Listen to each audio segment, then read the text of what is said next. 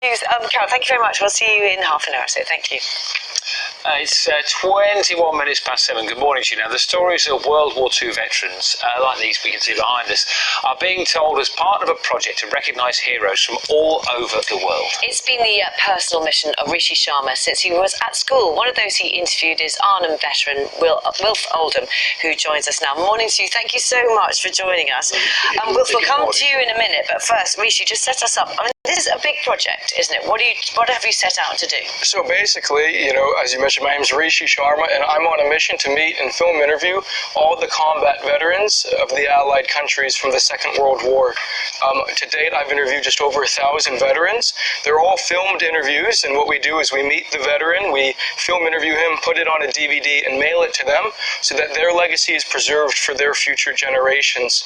And I've been blessed that I've been able to do interviews across 45 states, Canada, the UK, and New Zealand and Australia. And I'm here because you guys were in the war since 1939, and there's so many heroes in this country, and I want to give them a voice.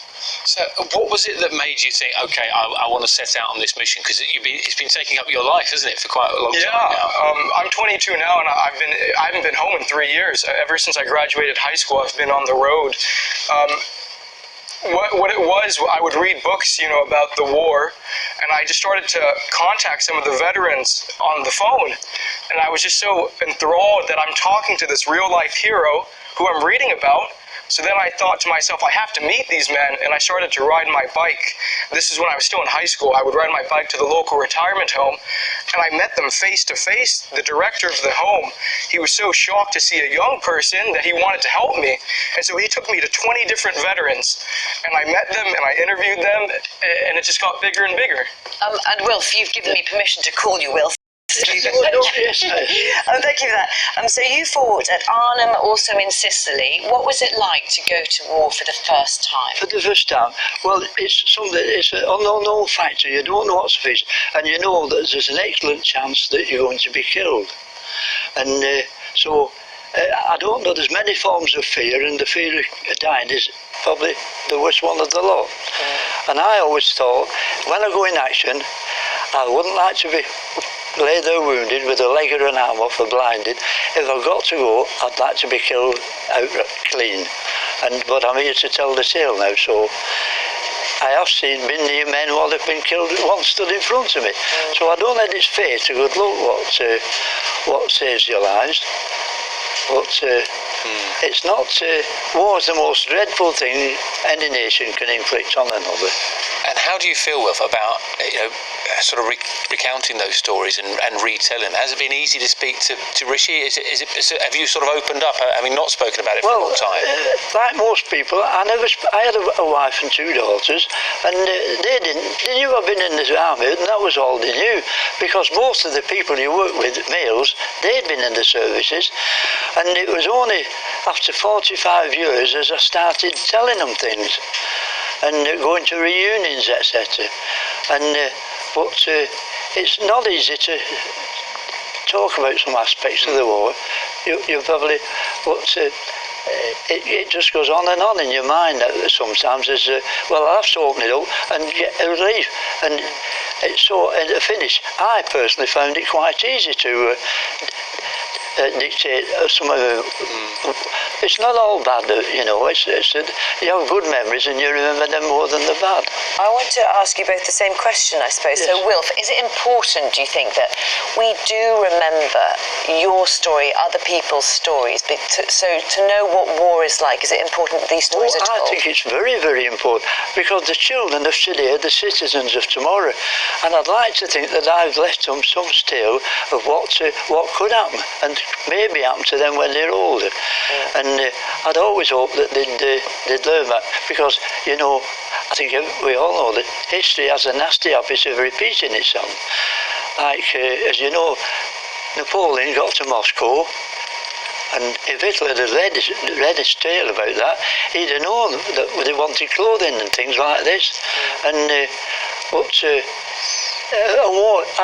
one day that the world's leaders would get together secretly and decide between them, I hope this would happen to you and it won't happen in our time, and decide that instead of all the money, technology, everything was to destroy this world and destroy the will, that money could be for peaceful purposes, where neighbours could live with neighbours and nations would be friendly with each other.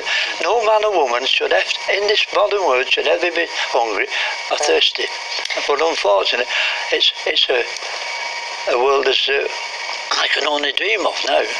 Rishi, you obviously you're really passionate about these stories being told. Rishi, what do you want to, what difference do you want this to make?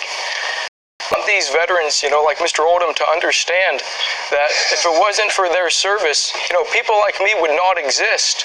I mean, you've given millions and millions of people an opportunity at a full and a free life, sir, and no one can ever take that away from you. No. And I think a lot of the veterans appreciate that someone's come from far to learn from them and spend hours with them learning about their history.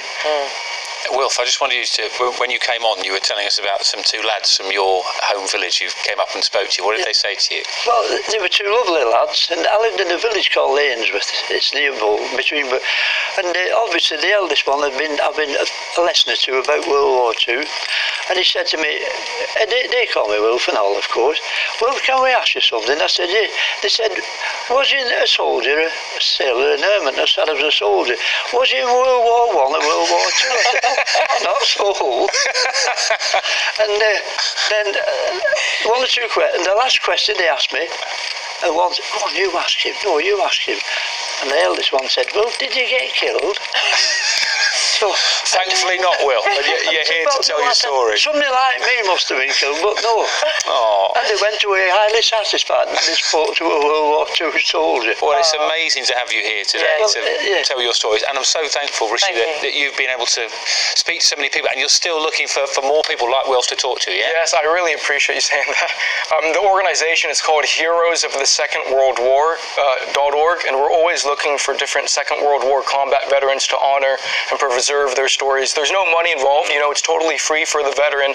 And I mean, the only thing that I want to say is, the story that Mr. Oldham just shared, it's, although it's a funny story, it's also kind of sad, the lack of knowledge that people know about the Second World War, and it was only 75 years ago, and what I would say is, if a Civil War veteran suddenly came up from the grave and, gave 5 minutes of his time, all the world's media would be hounding him, using the nicest cameras and the fanciest equipment.